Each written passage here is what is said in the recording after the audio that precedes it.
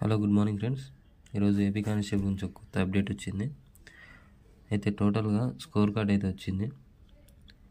మొత్తం ఎగ్జామ్కి అటెంప్ట్ అయిన వాళ్ళైతే 32,364 మేల్, ఫీమేల్ 5,236.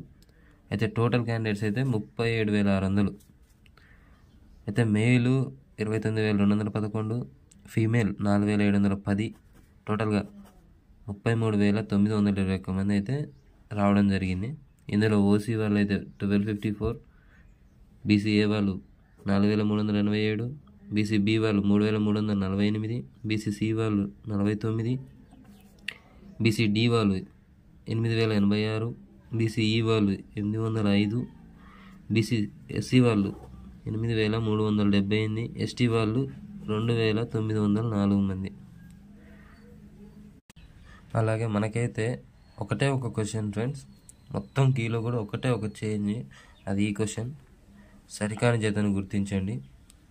ఇందులో 2 మరియు 4 పెట్టిన వాళ్ళది రైట్ ఆన్సర్. ఇది ఒక్కటి కలుస్తుంది.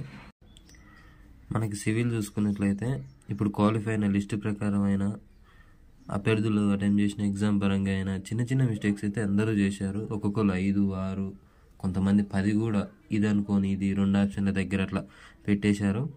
ఆ పర్పస్లో చూస్తే మాత్రం ఓసీ ఓపెన్ కేటగిరీలో మాత్రం 100% ఎక్కడైనా 125+ ఉన్న వాళ్ళకి 100% జాబ్ ఉంటుంది. 124, 125 ఉన్న వాళ్ళకి 100% జాబ్ ఉంటుంది. ఇంకా అలాగే ఏపీఎస్పీ గురించి వస్తే మాత్రం 60 ఈవెంట్స్ 60 చేసి గ్రౌండ్ స్కోర్ 60, అలాగే పేపర్ స్కోరు 100 చేసిండు అనుకోండి, 50 కదా, అవి 50, 110. ఎస్సీ ఎస్టీ నార్మల్గా వీళ్ళకైతే సింపుల్గా వచ్చేస్తుంది 110కి.